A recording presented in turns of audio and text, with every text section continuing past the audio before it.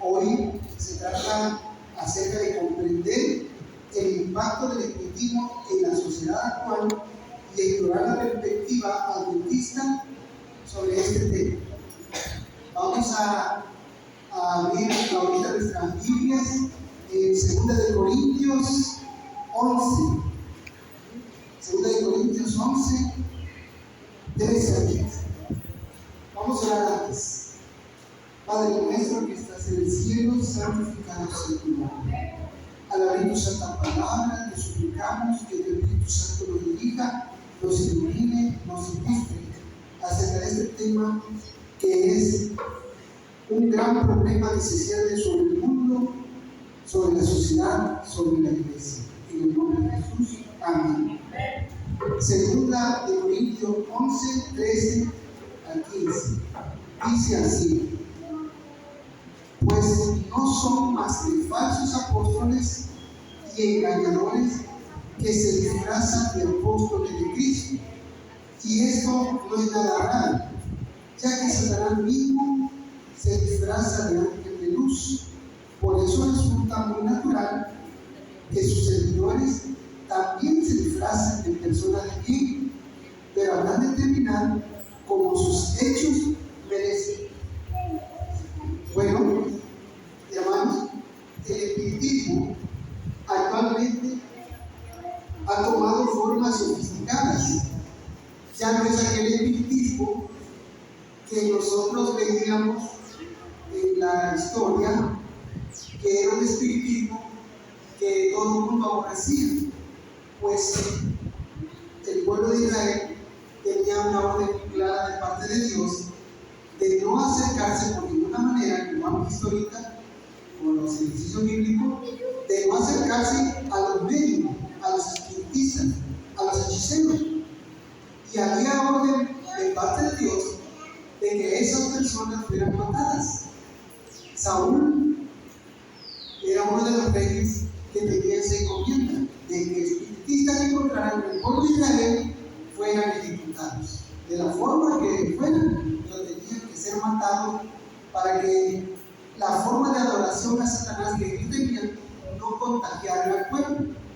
Pero Saúl, en vez de hacer eso, al contrario, consultó a una médica. Entonces, Satanás se reinventa, porque es un ser pensante.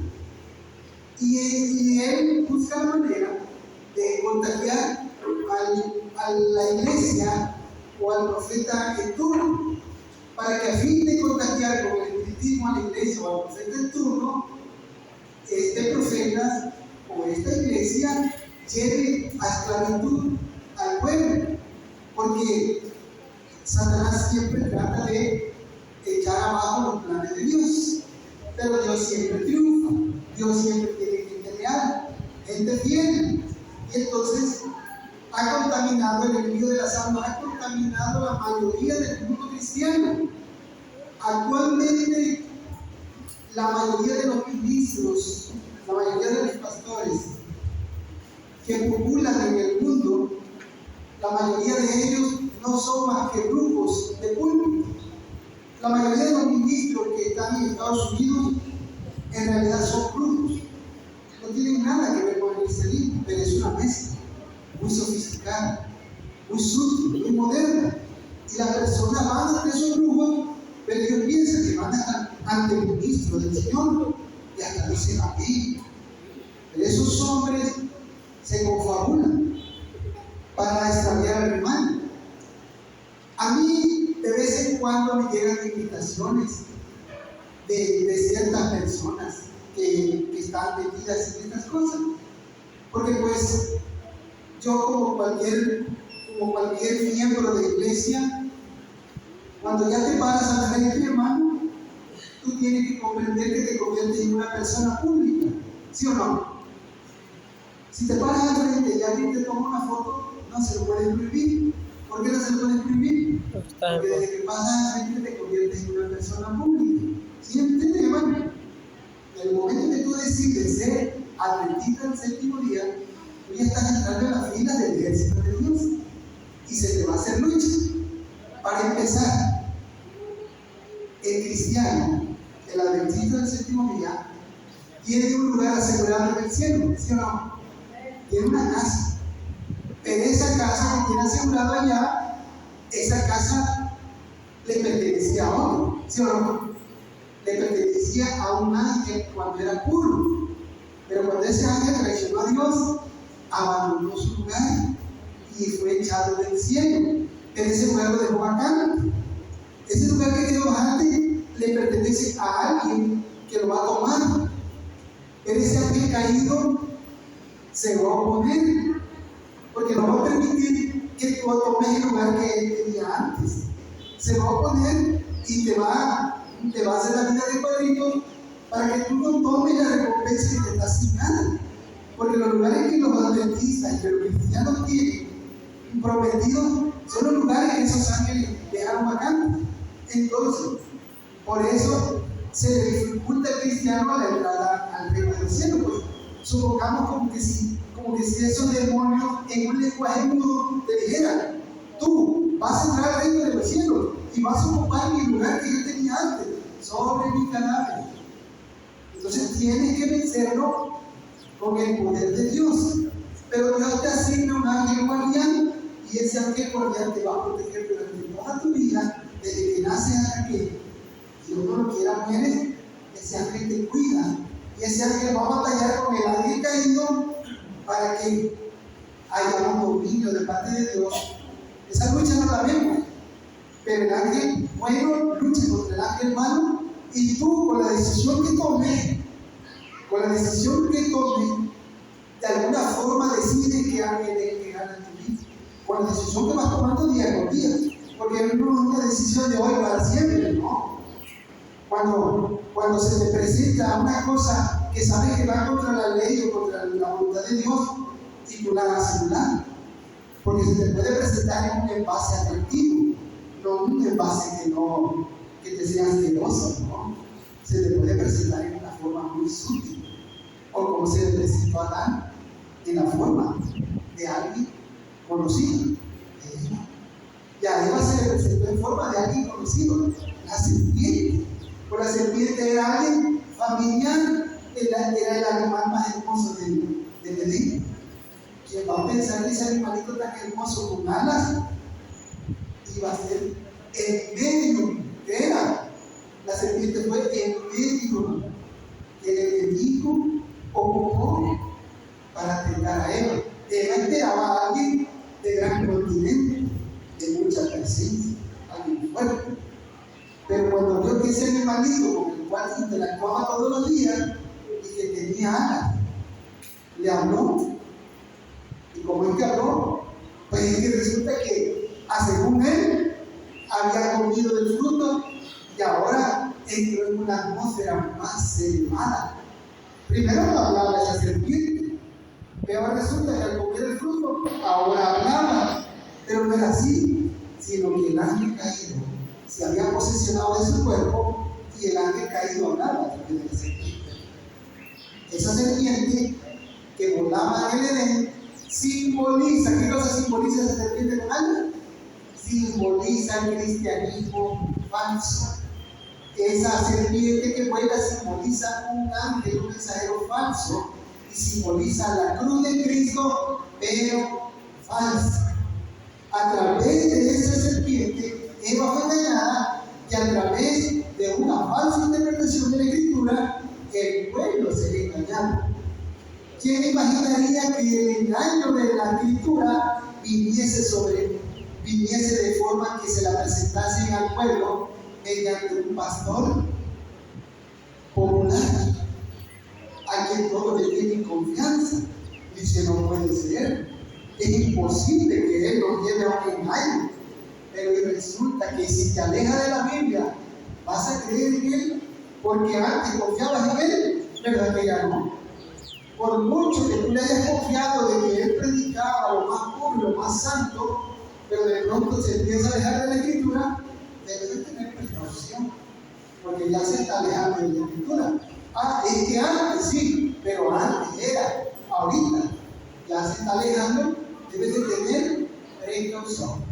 Entonces, vamos a pedir la ayuda del hermano, porque va a ser pocos minutos, pero pienso yo que mejor una imagen dice más que 1000 palabras. Vamos a ver un pequeño video, una diapositiva, un video, y ahí nos va a hablar rápidamente. No le suba mucho el volumen porque está muy potente la. Veamos, una imagen habla más que 1000 palabras. Adelante, vamos. Ahora sí, sube un poquito. Un poquito más.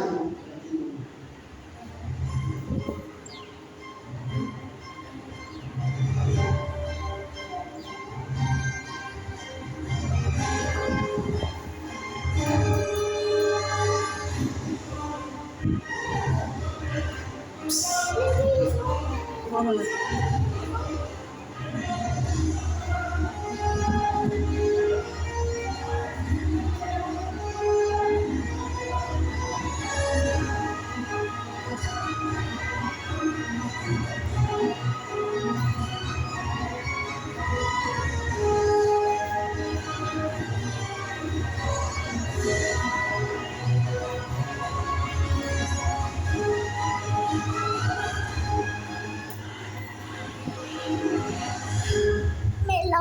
Ay, por favor, pasen la presentación rápidamente, ¿verdad? Hermanos, el mundo se encuentra en una crisis en que viene, en un caos. Esto nosotros no lo sentimos, porque Dios protege México. México tiene una bendición de Dios muy grande. Pero en el mundo, la propia hermana Elena de White escribió que una crisis se aproxima, que los estadistas dicen una gran crisis viene. Y hermanos, el mundo busca un hombre. ¿Quién puede unir a todo el mundo con una bandera? Un hombre muy prudente, que cuando habla es muy cuidadoso. Cuando los adventistas se refieren a ese poder, he visto algunos hermanos que atacan imprudentemente y con palabras muy fuertes y de manera con poca educación, porque no tienen educación para expresarse, y dicen cosas como si fueran unos fanáticos. A ese poder te tiene que enfrentar con el Espíritu de Dios, porque ese hombre es muy prudente para hablar. Francisco es muy cuidadoso, habla con mucha prudencia, pero se destapa como un dragón. Ni los propios sacerdotes creen que él sea alguien bueno. Entonces, vamos a la diapositiva del espiritismo. Avanzamos rápido. Adelante, hermano. El libro de los espíritus. Vamos a ver un ratito el libro. El espiritismo viene desde épocas anteriores, pero ese es el espiritismo tradicional. Sube el número. Es el espiritismo que todos conocemos. Pero ese espiritismo no es tanto el problema. Sube el número. Ese espiritismo es de época anterior. Es donde la gente se da cuenta de que el espiritismo es un espiritismo abierto. ¿Quién de los cristianos va a querer meterse ahí? No hay nadie. Pero Satanás es astuto. Te hace una finta. Es una finta. Aquí en la calle Correo tiene una espiritista. Los hermanos esos que hacen amarres de amor y te dan prosperidad y no sé cuántas cosas.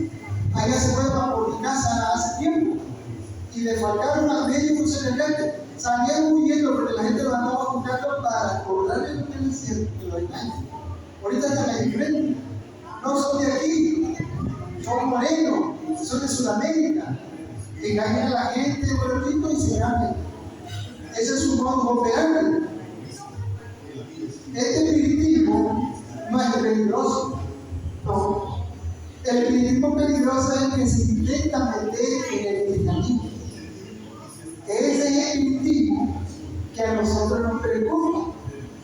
A mí no me preocupa, hermano, una pregunta. ¿A ustedes les preocupa el espiritismo que se practicó en la antigüedad? El que practicaron los capricornios, el que se practica en el Vaticano, lo que practican allá, o lo que practican el pentecostalismo, porque el pentecostalismo es una religión espiritista a mano poder. A mí no me preocupa esa foto. A mí me preocupa el espiritismo que se quiere ver en mi casa. A ese me preocupa.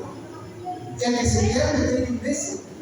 Por eso nosotros en la Biblia, aunque no nos guste, en la Biblia nos dice que nosotros somos, o sea, una forma que la Biblia nos señala, ¿no? Nosotros somos como perros mudos si no ladramos para avisar a nuestro amo que anda un enemigo en nuestro patio. Pero si somos, o sea, perros que ladramos, porque ahí hay algo que no está bien. Y le avisamos a nuestro amo que el enemigo anda en nuestro terreno y la palabra de Dios se opone. Y Cristo está, así dice el Señor. Porque el espiritismo va a venir de forma encubierta a la iglesia que Satanás la quiere infiltrar. Satanás quiere dividir la iglesia. Jesús oró por la unidad. Por lo tanto, el espiritismo no es el problema. El problema es cuando Satanás quiere dividir este grupo con aquel. Y Jesús oró por la unidad. Por lo tanto, yo voy a procurar la unidad entre los dos bandos. Voy a procurar que la oración de Jesús sea contestada. Si alguien se ofende o se siente ofendido, debe procurar la unidad. Porque si el enemigo logra que empecemos la lucha uno con otro, ¿qué va a pasar? Va a haber división. El que va a tener problemas es nuestro noble encargado. Porque ¿qué es lo que él quiere? Quiere la unidad. Porque él es un hombre que procura la unidad del pueblo. Tiene poder de convocatoria en hombre. Y yo estoy con él, yo lo apoyo. Yo oro por él y por todos. Pero yo voy a hacer todo lo posible, lo que está a mi alcance, mi influencia, para procurar la unidad. Y voy a orar por la unidad. Si alguien me dice, oye, fíjate que alguien hizo esto contra mí, perdóname.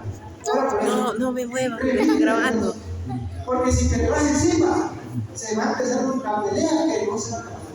Entonces, mi hermano, cortamos ese corto. Ya hay el video. No me muevas porque estoy grabando. El espiritismo problema es este, hermano. Bien. Con esa diapositiva que viene terminamos, ¿me parece? Miren, cuando la iglesia adventista nació, en ese momento el espiritismo también estaba haciendo su central. Por acá, la iglesia adventista nacía y el enemigo de las almas estaba haciendo el anuncio que nacía el espiritismo, el comunismo, el ecumenismo, el darwinismo y el dispensacionalismo.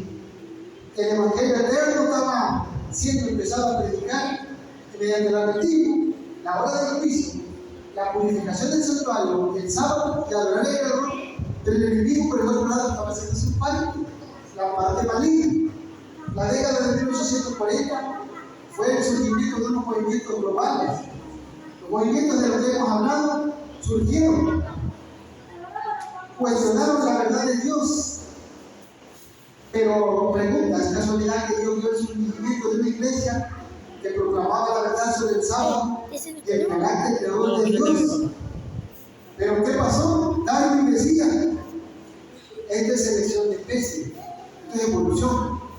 Fuimos creados del mono y la vida sucedió por el Big Bang, ¿no? Como dicen los cristianos. Pero ¿qué pasó? La verdad de Dios llegó adelante y esta bendita iglesia llegó a la luz. Así que, hermanos, siéntase bendecido, porque lo mismo pasó en el tiempo de Daniel. ¿Qué pasó en el tiempo de Daniel? Daniel recibió las profecías de Dios, pero Satanás dijo, pues por ahorita que Daniel ha recibido esa verdad, yo voy a levantar a Zorobabel, voy a levantar a los que se levantaron en el tiempo posterior a Daniel, para contrarrestar lo que Dios le dio a Daniel. La filosofía de Sócrates, Platón y Aristóteles, que en nuestro tiempo nos golpea. ¿Cuánto tiempo tienen que existieron esos hombres? Más de 2000 y tantos años. En el tiempo de Daniel estaban fresquecidos. Imagínense Daniel luchando contra esa filosofía de hombres que tenían una filosofía atractiva, pues era la filosofía griega, una filosofía que fue tan poderosa que el imperio más grande que ha existido y que conquistó a Grecia fue cautivado por la filosofía griega.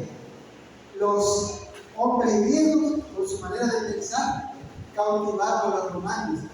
Todo romano que existió quería ser como Alejandro Magno. Todo romano quería ser como Alejandro Magno y todo romano quería ser griego. Los cultos griegos fueron copiados. Hicieron unas copias de lo que era la cultura griega, mal adicionaron su propia cultura y el imperio romano se convirtió en la bestia indescriptible que le heredó toda su filosofía al imperio romano. Entonces, mi hermano, siéntese bendecido porque esta iglesia es una iglesia profética, una iglesia verdadera, con un mensaje profético, y todo hombre que forma parte de esta iglesia, sin que lo quiera, sin que lo quiera. Desde el momento que prende la lámpara, las tinieblas se esparcen. Así mismo, desde el momento que tú decides ser adventista, el mundo se te va a venir encima. Va a subir un poquito, pero date seguro que Dios está contigo y que Dios te ha hecho depositario de la verdad más sublime, pues eres el heredero de todo el mundo cristiano, la filosofía santa, la filosofía pura, la verdad inmaculada ha sido puesta en tus manos por parte de Dios Altísimo. Un adventista del séptimo día no es cualquier persona, es un hombre llamado a ser un representante de Dios, embajador de Cristo y un hombre en el cual se le puede confiar las verdades eternas. Hermanos, que Dios lo bendiga y que Dios lo cuide, porque el espiritismo cada vez se nota más invasor y el espiritismo quiere entrar a nuestras casas a través de los medios de comunicación, pero no le permita a Satanás que tome posesión de su hogar, sino que se ha predicado bien aquí, que sea la bendita palabra de Dios la que se enseñoree de su casa y de su persona y de sus hijos. En el nombre de Jesús, amén.